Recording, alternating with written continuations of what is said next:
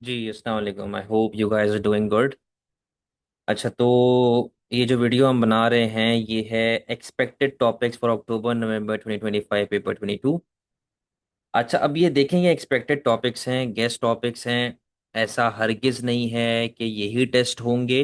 ये मैंने भाई डिस्क्लेमर यहाँ पे ऑलरेडी लिख के दिया हुआ है कि ये सिर्फ मेरी प्रिडिक्शन है, कुछ भी आ सकता है। लेकिन चांसेस हैं कि ये टॉपिक्स, ज़्यादा चांसेस हैं इनके आने के। तो देखिए, सेक्शन ए की अगर मैं बात करूं तो सेक्शन ए में तो कोई भी ये चीज़ कहना बड़ी फजूल होगी कि यार ये माइक्रो से आएगा या मैक्रो से आएगा, क्योंकि एक स्पेसिफिक टॉपिक से तो आपका डेटा रिस्पॉन्स आता नहीं है। और मेजॉरिटी बेसिस पे वो मैक्रो से आ रहा होता है, जिसमें पॉलिसीज वगैरह सारी चीज़ें आपको डिस्कस करनी पड़ती हैं, आपको एक्सप्लेन करना पड़ता है। तो सेक्शन ए के बारे में मैं कुछ नहीं कह सकता कि वो माइक्रो से आएगा या मैक्रो से आएगा, तो उसके लिए तो जाहिर सी बात है पूरा सिलेबस आपको पता होना चाहिए। As for section B, micro, ये चार टॉपिक्स हैं जो मुझे ऐसा लग रहा है कि चांसेस हैं टेस्ट हो जाए। पहला टॉपिक जो आपके पास है, इलास्टिसिटीज ऑफ डिमांड।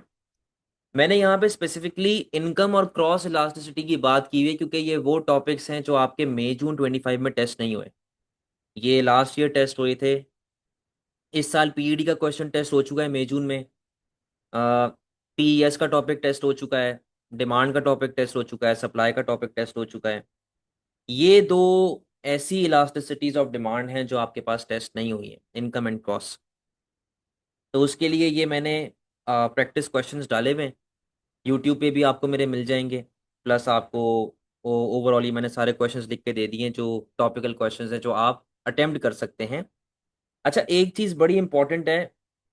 बच्चे पता नहीं क्यों ये बात नहीं समझते कि भाई जब 2023 में आपका सिलेबस चेंज हो चुका है, आपका पेपर पैटर्न चेंज हो चुका है, तो 2023 से पुराने जितने भी पेपर्स हैं वो सब इररेलेवेंट हैं आपके लिए, वो किसी काम के नहीं है। उनको देखना भी नहीं। पेपर टू, पेपर वन कर सकते हैं, पेपर टू नहीं कर सकते। मेरा जो सपोर्ट ग्रुप बना हुआ है जिसमें थ्रू आउट बहुत सारी कंट्री से अल्हम्दुलिल्लाह बच्चे हैं, डिफरेंट शहरों से बच्चे हैं। मैं 500 मरतबा बात बोल चुका हूँ कि 2025 बैकवर्ड्स जाएं, 2024 2023 सारे वेरिएंट्स अटेम्प्ट करें, वही सारे वेरिएंट मिला लोगे कम से कम 15-20 पेपर बन जाएंगे आप। 2011 के सवाल कर रहे हैं, कायदे आजम के टाइम के सवाल कर रहे हैं, बेटा वो थोड़ी आपको मार्क्स देंगे यार। थोड़ा सेंसिबली सोचा करें चीज़ों को। जब एक चीज़ ही अलग है, पेपर पैटर्न ही अलग है, उसको प्रैक्टिस करने का क्या फ़ायदा है आपका? तो उस पर टाइम वेस्ट ना करो। 2025 2024 2023 ये पेपर्स हैं, इनको अटेम्प्ट करें प्रैक्टिस के लिए। तो जी, इलास्टिसिटी ऑफ डिमांड मैंने आपको बता दी है। अच्छा, ये कुछ टॉपिकल क्वेश्चंस हैं जो मैंने यहाँ पे लिख दिए हैं। यूजुअली जो 12 मार्क का क्वेश्चन आता है जिसमें आप लोग बड़ी मिस्टेक करते हैं, आप लोग डिस्क्रिप्टिव आंसर लिखते हो, आप लोग बेनिफिट्स एंड ड्रॉबैक्स की बात नहीं करते, जो कि ज़रूरी है। डायग्राम जब मैं बनवाता हूं अपने बच्चों को आंसर्स में, तो डायग्राम का मकसद क्या होता है कि आप अपनी थ्योरी को डायग्राम के साथ लिंक करो, ना कि आप अपनी थ्योरी डायग्राम के मुताबिक लिखें। आप लोग डायग्राम एक्सप्लेन करना शुरू कर देते हैं, उसका कोई मार्क थोड़ी है यार 12 मार्क में। जब तक आप उस अपने बेनिफिट्स एंड अपने ड्रॉबैक्स को उस डायग्राम के साथ लिंक नहीं करेंगे तब बात बने ना। आप लोग डायग्राम बनाते हैं, डायग्राम एक्सप्लेन करना शुरू कर देते हैं, इसके कोई मार्क्स नहीं। बेनिफिट्स लिखो, ड्रॉबैक्स लिखो, उसको कंपेयर करो डायग्राम के साथ, उसको दिखाओ एग्जामिनर को, प्रूव करो कि देखो डायग्राम में भी ऐसा हो रहा है, तब मार्क्स मिलेंगे। तो अगर एक सैंपल क्वेश्चन की बात कर लेता हूँ कि जी वाईडी एक्सडी में से कौन बेहतर है। स्टार्टिंग में आपने नॉलेज दे दी बेसिक सी, आपने वाईडी के बेनिफिट्स लिखे, आपने वाईडी के ड्रॉबैक्स लिखे। कम से कम भी दो दो तो लिखे ना, दो बेनिफिट दो ड्रॉबैक।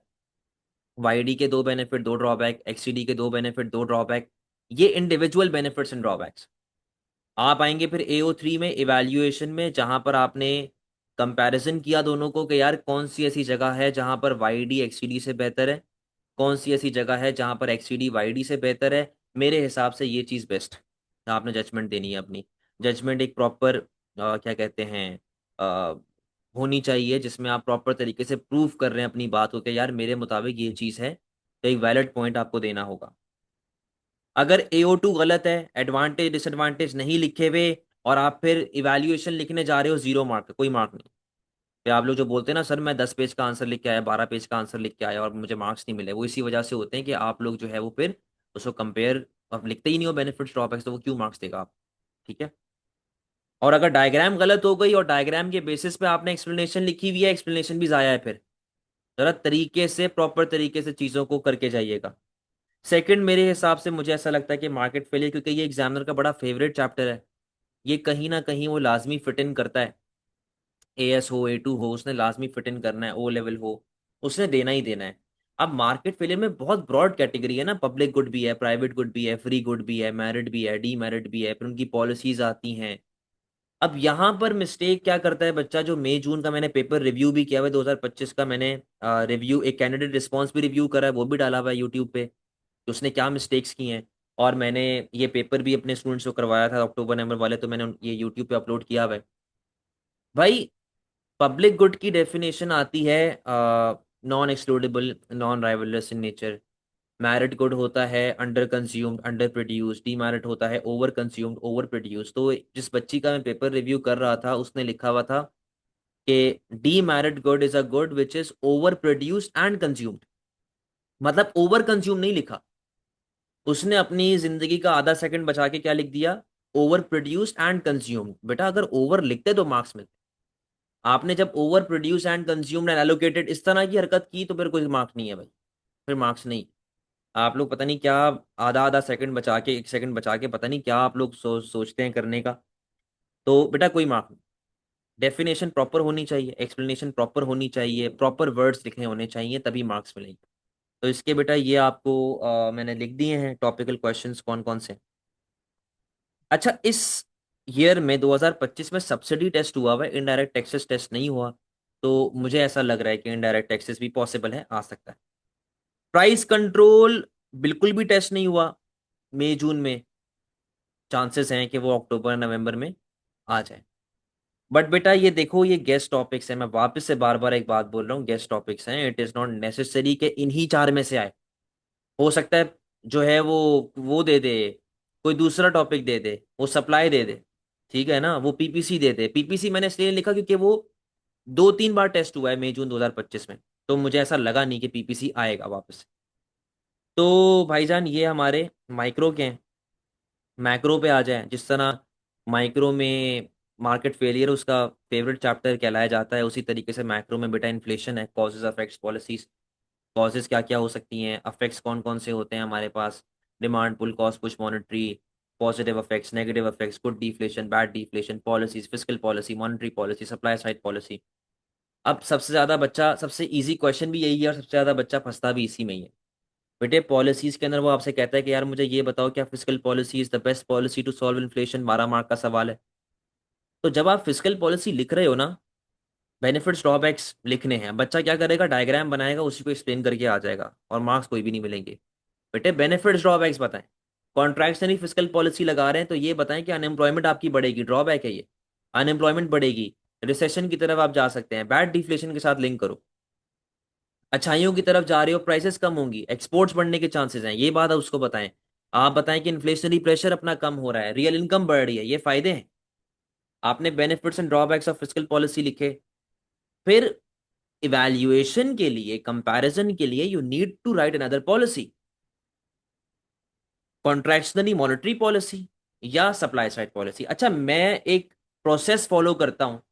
अब जैसे उसने कहा ना कि फिस्कल पॉलिसी, अब देखो बेटा, फिस्कल पॉलिसी जो है वो एग्रीगेट डिमांड को अफेक्ट करती है, यानी कि डिमांड को कम कर देती है, contractionary fiscal policy. Monetary policy जो होती है वो भी डिमांड कम करती है, कॉन्ट्रैक्शनरी मॉनेटरी पॉलिसी।